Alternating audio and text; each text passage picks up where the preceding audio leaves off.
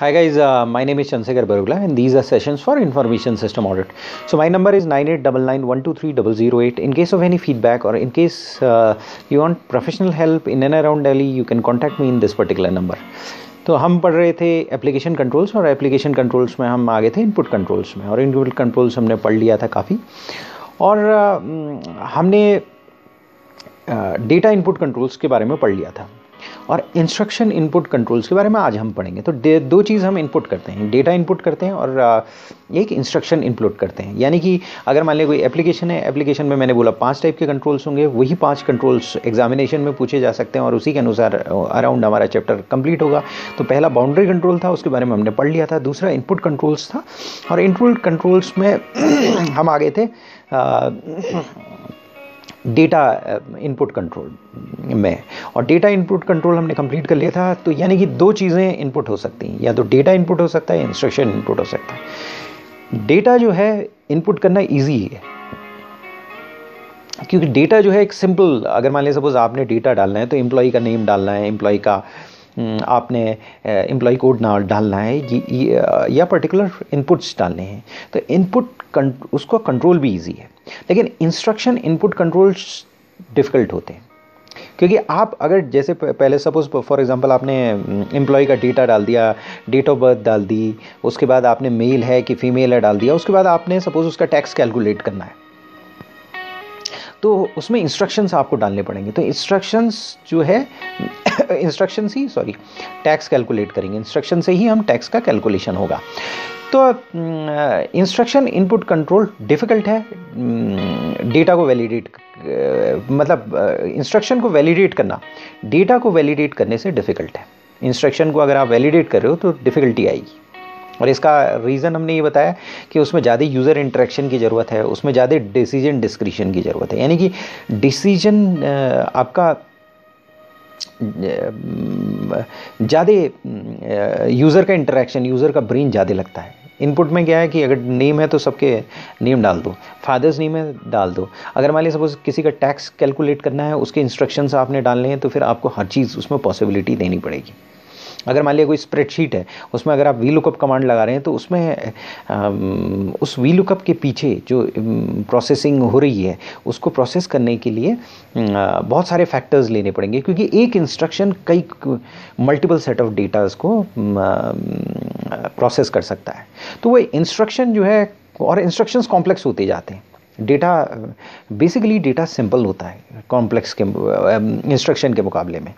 अगर आपने कोई चीज़ कैलकुलेट करनी है, मालूम पड़ा किसी फाइनेंशियल सॉफ्टवेयर का पैकेज है, और उसमें अगर मान लीजिए सपोज आपको नेट प्रेजेंट वैल्यू निकालनी है, तो फिर उसमें बहुत सारे फैक्टर्स होंगे जो आपको देखने पड़ेंगे।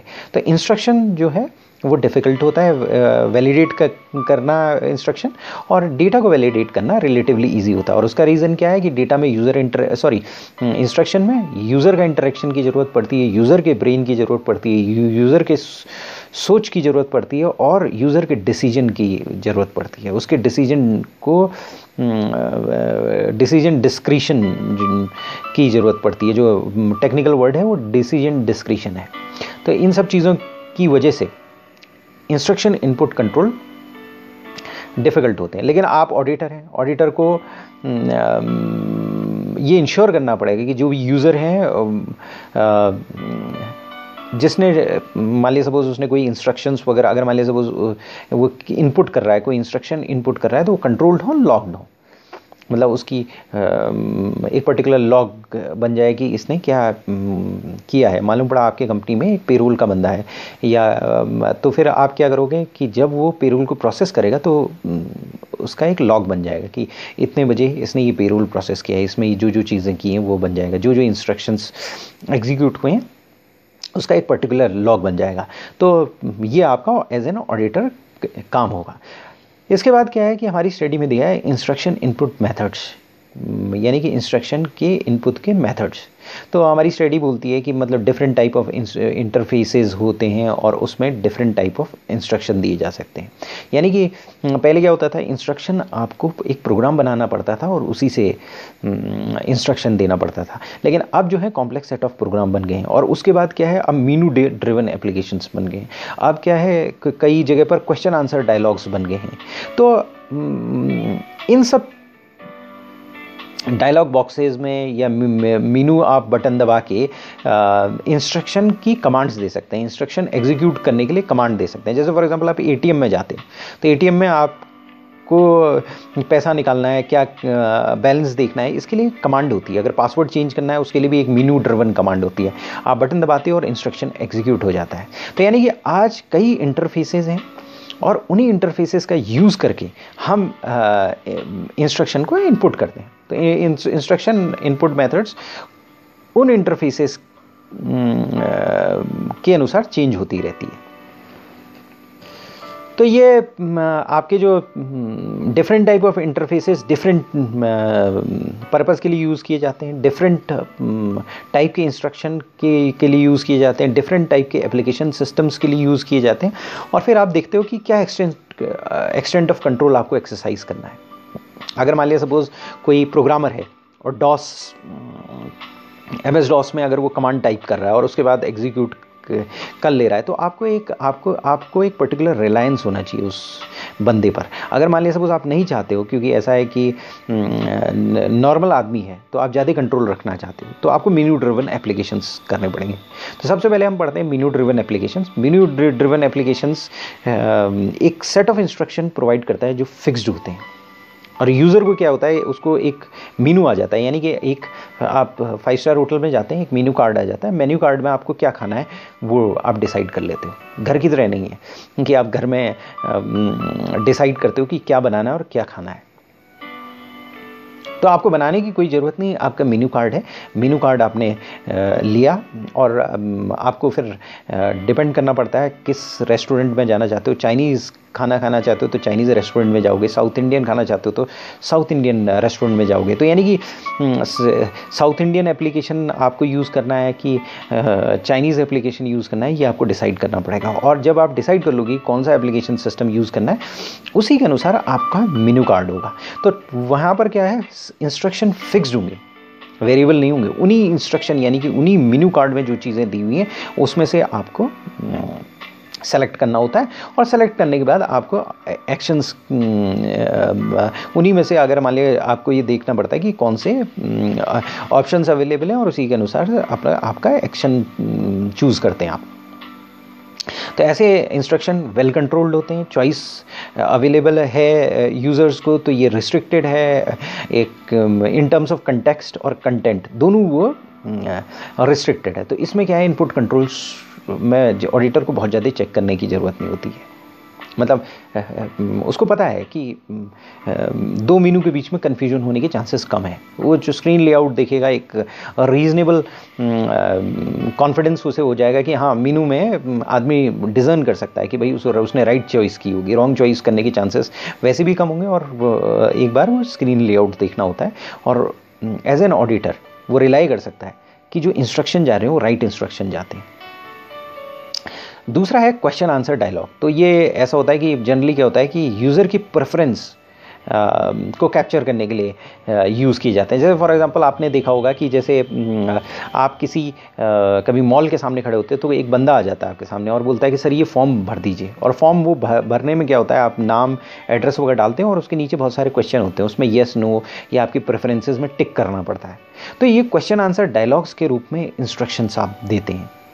तो ये पर्टिकुलर इंटरफेस आ जाएगा आपके सामने और सेट ऑफ ऑप्शंस दे देगा। ये भी एक ऑप्शन सेट देगा, लेकिन ये क्या करेगा, क्वेश्चन आंसर के फॉर्म में देगा। तो आपको क्वेश्चन आंसर जो भी रेलेवेंट पोर्शन है उसे टिक करना पड़ेगा। जैसे कोई फाइनेंशियल सॉफ्टवेयर है, वो यूज़र से सीरीज़ ऑफ क्वेश्चन पूछ सकता है। वो कह सकता है कि भाई प्रेजेंट वैल्यू क्या रखना चाहते हैं आप, इतनी प्रेजेंट 5% रखना चाहते हैं, 6% रखना चाहते हैं, इंटरेस्ट रेट क्या रखना चाहते हैं, पीरियडिसिटी ऑफ पेमेंट क्या करना चाहते हैं, और फिर आपको आउटपुट दे देगा। यानी कि उसने आपका क्वेश्चन आंसर एक पर्टिकुलर डायलॉग है, आपका सॉफ्टवेयर ओपन हुआ, उसमें उसने आपसे पूछा कि आप इंडियन हैं, बाहर के हैं, आपने कहा इंडियन सिटीजन है, तो उसने ये कैलकुलेट किया कि आपका टैक्स स्लैब क्या होगा, और उसके बाद उसने ये आपसे पूछा कि भाई ऐसा है कि आप लोन ले रहे हो तो आप प्रेजेंट वैल्यू क्या होगी, इंटरेस्ट रेट क्या होगा, पीरियडिसिटी ऑफ पेमेंट क्या होगा, और उसी के हिसाब से वो इंस्टॉलमेंट बना देगा, आपकी इंस्टॉलमेंट बता देगा, और आपको ये बता देगा भाई टेक होम टैक्स आउटगो क्या होगा, रियल नहीं टैक्स बेनिफिट्स क्या होंगे आपको, और रियल इनफ्लोज क्या होंगे आपके लिए, कितना आपको रियली में पे करना पड़ेगा। तो ये क्वेश्चन आंसर डायलॉग्स होते हैं। क्वेश्चन आंसर डायलॉग्स में क्वेश्चन पूछे जाते हैं, या तो येस नो में जवाब देना होता है या इनपुट करना पड़ता है कि भाई फिगर्स इनपुट करने पड़ते हैं। एक बार आप रिक्वेस्ट बॉक्सेस में फिगर्स इनपुट कर देंगे और येस नो दे देंगे तो रिक्वेस्ट आउटपुट आ जाएगा आपका। तो इसमें भी ऑडिटर को इसमें मेनू ड्रिवन एप्लीकेशन से थोड़ा सा ज़्यादा प्रॉब्लम हो सकती है, क्योंकि क्वेश्चन आंसर डायलॉग में आपको कुछ इनपुट करना पड़ा है, जैसे 5%, 3%, कुछ नंबर इनपुट करना पड़ा है। तो नंबर जो आपने इनपुट किया है वो सही है कि नहीं है, ये क्वेश्चन होता है। अगर वो सही है, जनरली ऑडिटर रिलाई कर सकता है कि वो सही है, तो ऑडिटर को एक्सटेंट ऑफ चेकिंग बढ़ानी नहीं पड़ती है। इसके बाद कमांड लैंग्वेजेस आती हैं। कमांड लैंग्वेज जैसे डॉस है, जैसे अगर मान लिया डिस्क ऑपरेटिंग सिस्टम या डॉस में क्या होता है कि आप कमांड बेस्ड ऑपरेटिंग सिस्टम, आप कमांड लिखनी पड़ती है। यानी कि आपने देखा होगा पुराना कंप्यूटर एक काला सा स्क्रीन आ जाता है और फिर आप टाइप करते हो और वो कमांड देते हो। कमांड देने के बाद वो कमांड एग्जीक्यूट हो जाती है। या स्ट्रक्चर्ड क्वेरी लैंग्वेज है, अगर मान लिया सपोज डेटाबेस DBMS है, RDBMS relational database management system है, तो स्ट्रक्चर्ड क्वेरी लैंग्वेज का आप यूज़ करते हो और डेटाबेस को इंट्रोगेट करते हो कि भाई एक पर्टिकुलर कमांड दे देते हो, सेलेक्ट इस तरीके से, डिलीट इस तरीके से कमांड दे देते हो, अपडेट जो आपको करना है DBMS में कमांड दे देते हो और फिर वो आपको डेटा वापस कर देता है। तो ये कमांड लैंग्वेजेस हैं। ये कमांड लैंग्वेजेस में क्या होता है, आपको कमांड स्पेसिफाई करनी पड़ती है और फिर आपको प्रोसेसेस पता होनी चाहिए कि क्या कमांड मतलब मीनू बेस में तो क्या आप गए और आपने देखा और इंग्लिश टाइप लैंग्वेज है, क्लिक किया, इंग्लिश लैंग्वेज है बेसिकली, क्लिक किया, ATM में क्लिक किया, हाथ वो टच स्क्रीन है तो क्लिक किया और कमांड एग्जीक्यूट हो गई। अगर मान लिया सपोज क्वेश्चन आंसर वाला है तो उसमें आपने 5%, 7% जो डेटा डाल दिया, नेम या ये जो भी डेटा डाल दिया और वो कमांड इंस्ट्रक्शन एग्जीक्यूट हो गया। कमांड लैंग्वेज में क्या होता है कि हर कमांड के सेवरल पैरामीटर्स हो सकते हैं जो कि कमांड के बिहेवियर को मॉडिफाई कर सकते हैं, मतलब और ये सारी चीज़ें आपको पता होनी चाहिए। इसके लिए आपको कमांड लैंग्वेज आना बहुत ज़रूरी है।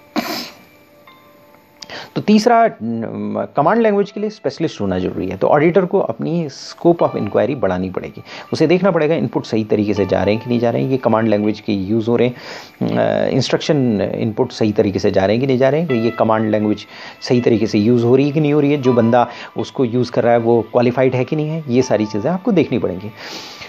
उसके बाद डायरेक्ट मैनिपुलेशन इंटरफेसेस होते हैं। कुछ पर्सनल प्रोडक्टिविटी सॉफ्टवेयर होते हैं जैसे इलेक्ट्रॉनिक स्प्रेडशीट। इलेक्ट्रॉनिक स्प्रेडशीट का एक एग्जांपल है एक्सेल। वर्ड प्रोसेसर होते हैं जैसे MS वर्ड, जिसमें आप लिख सकते हो, टाइप कर सकते हो MS वर्ड। ये डायरेक्ट मैनिपुलेशन इंटरफेसेस होते हैं और इसमें क्या है कि कॉमनली यूज्ड फंक्शंस होते हैं और आप उन्हें यूज़ करके डेटा को इनपुट कर सकते हो। तो जो ये उसमें बहुत ज़्यादा फ्लेक्सिबिलिटी होती है, स्पीड होती है, रिलेटिवली एरर फ्री होते हैं, क्योंकि जहाँ पर VLOOKUP कमांड लगानी है वहाँ पर फिल्टर कमांड आप जनरली नहीं लगाओगे। अगर मान लिया इलेक्ट्रॉनिक स्प्रेडशीट है, इलेक्ट्रॉनिक स्प्रेडशीट क्या होती है, रो और कॉलम्स होते हैं और वहाँ पर आप नंबर्स वगैरह डाल सकते हो या न्यूमरल्स अल्फ़ाबेट्स वगैरह डाल सकते हो और फिर वो उसको प्रोसेस करती है। ये इलेक्ट्रॉनिक स्प्रेडशीट होती है और एक्सेल इलेक्ट्रॉनिक स्प्रेडशीट का एग्जाम्पल है। इसी तरह वर्ड प्रोसेसर होते हैं, MS वर्ड एक वर्ड प्रोसेसर का एग्जाम्पल है। तो बहुत ज़्यादा फ्लेक्सिबिलिटी होती है और इसमें भी इनपुट में प्रॉब्लम्स होने की संभावनाएं कम है। इसके बाद हमारी स्टडी कहती है इंस्ट्रक्शन इनपुट वैलिडेशन के बारे में, कि इंस्ट्रक्शन इनपुट को कैसे वैलिडेट करोगे। तो इंस्ट्रक्शन इनपुट को वैलिडेट करने के लिए 3 वैलिडेशन चेक लगाए जाते हैं, लेक्सिकल, सिंटैटिक और सिमेंटिक। अब ये होते क्या है, लेक्सिकल का मतलब क्या हुआ और सिंथेटिक का मतलब क्या हुआ, सिमेंटिक का मतलब क्या हुआ। तो लेक्सिकल का मतलब यह है कि जैसे छोटा बच्चा होता है कि ये मान लीजिए कि अगर एक छोटा बच्चा है और वो थोड़ी देर के लिए वो भी जो एक बच्चा है आज पैदा होता है और 5 साल का होता है सपोज, तो जब वो आज पैदा हुआ और 5 साल तक गया तो उसने लैंग्वेज सीखना स्टार्ट की। तो लैंग्वेज वो सीखता है, अपनी क्लास में जाता है, वो थोड़ा सा समझने लगता है, फिर अपनी क्लास में जाता है, वो हिंदी, पर्टिकुलरली इंडियन कंटेक्स्ट में अगर देखें तो वो हिंदी उसे पता होती है, थोड़ी टूटी फूटी इंग्लिश के वर्ड उसने घर में सुने होते हैं, वो अपनी क्लास में जाता है और वो अल्फ़ाबेट सीखने लगता है, ABCD इस तरीके से सिंबल सीखने लगता है। तो वो जो सिंबल्स हैं उसे आप सिंटैक्स कह सकते हैं, सॉरी उसे आप लेक्सिकल कह सकते हैं उसे।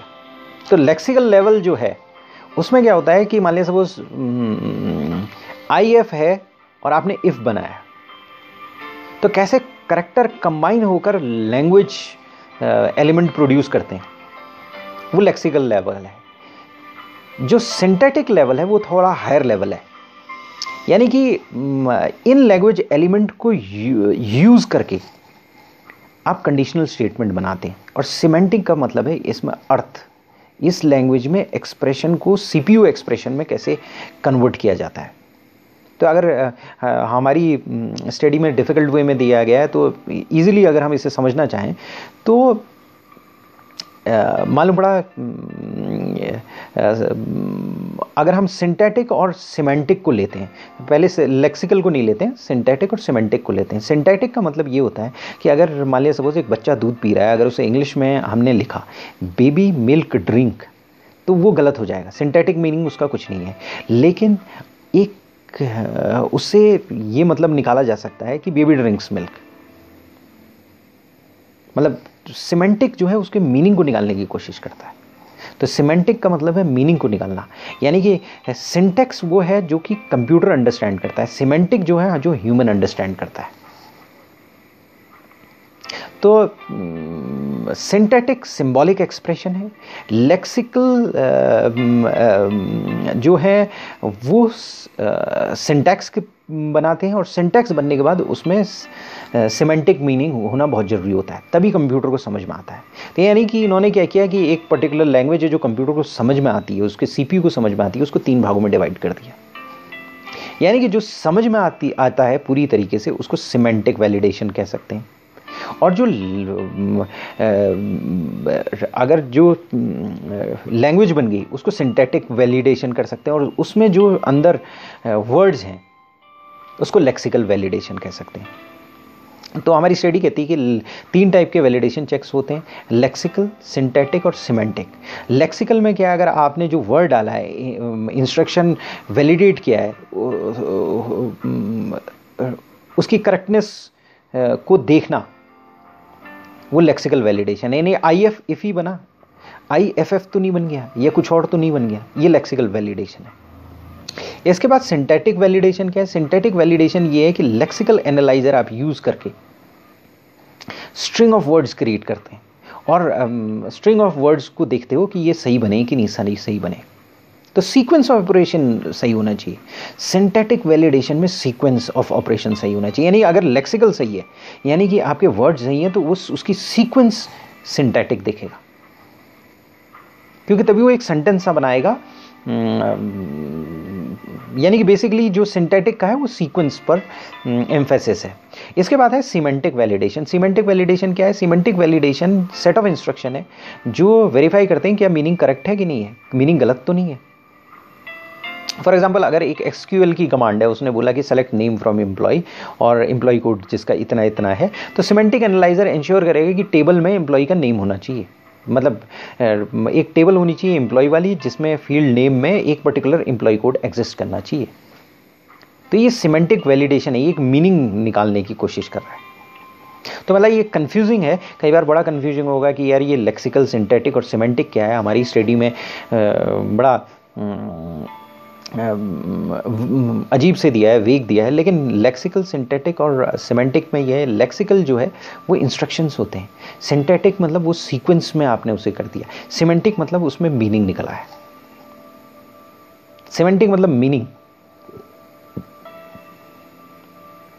अगर मान लिया सपोज सिंथेटिक है तो सिंबॉलिक रिप्रेजेंटेशन है, यानी सिंथेटिक सबसे नीची सीढ़ी है जब आप किसी लैंग्वेज को बनाते हो, उसके बाद लेक्सिकल सबसे नीची सीढ़ी है जब आप किसी लैंग्वेज को बनाते हो, सिंथेटिक हायर है और सिमेंटिक उसका अर्थ है जब आप उसको मैनिपुलेट करने लगते हो, यूज़ करने लगते हो। तो आप क्या करोगे कि ये बनाया क्यों गया है, इंस्ट्रक्शन इनपुट वैलिडेशन को 3 भागों में इसलिए डिवाइड किया गया है क्योंकि जब आप जाओगे किसी इंस्ट्रक्शन को वेरीफाई करोगे तो बड़ी डिफ़िकल्टी होगी। आप अगर मान लिया सपोज कैसे पता करोगे कि ये सही है कि नहीं सही है, जैसे फॉर MS DOS की DOS में कमांड्स आप जाने लगे तो आप एक जब आपकी programming suppose disk operating system में कोई आपने एक प्रोग्राम बनाया DOS में, MS DOS में, तो आप पूरा प्रोग्राम देखोगे, प्रोग्राम देखकर आपने क्या देखा कि वर्ड सही चल रहे हैं कि नहीं चल रहे हैं। अगर वर्ड सही चल रहे हैं आप एक सेकंड में, एक नज़र में ये देख सकते हो कि सही है कि नहीं सही है वर्ड्स।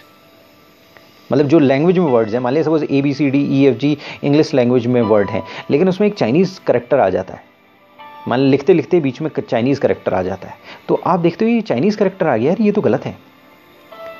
और लेक्सिकल एनालाइजर का काम ही है कि वो चाइनीज़ वर्ड को हटा देना, चाइनीज़ वर्ड नहीं आना चाहिए। तो आपने लेक्सिकल वैलिडेशन कर लिया, यार ये वर्ड तो दिए हैं, मालूम पड़ा एक पर्टिकुलर लैंग्वेज है उसमें 24 वर्ड हैं।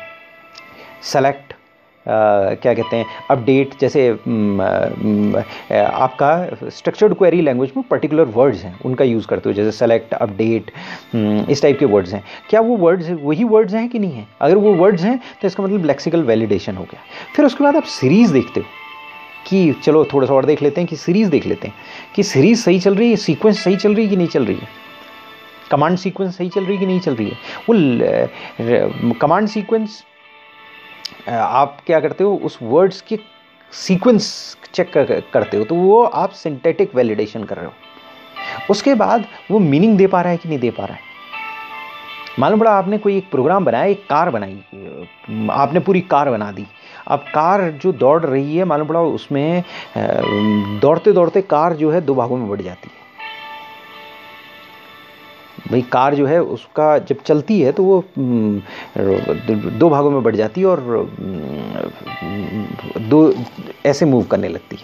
अगर तो इसका मतलब ये है कि आपके प्रोग्राम का मीनिंग सही निकला। जो प्रोग्राम जो आप बनाना चाहते थे, आप बनाना चाहते थे एक कार जो नॉर्मली दौड़ रही है, एक पर्टिकुलर कार रेसिंग बनाना चाह रहे हो, लेकिन यहाँ तो कार 2 भागों में डिवाइड हो जा रही, 3 भाग में, कभी ब्लर हो जा रही, कभी कुछ हो जा रही, यानी सिमेंटिक वैलिडेशन नहीं हो पाया।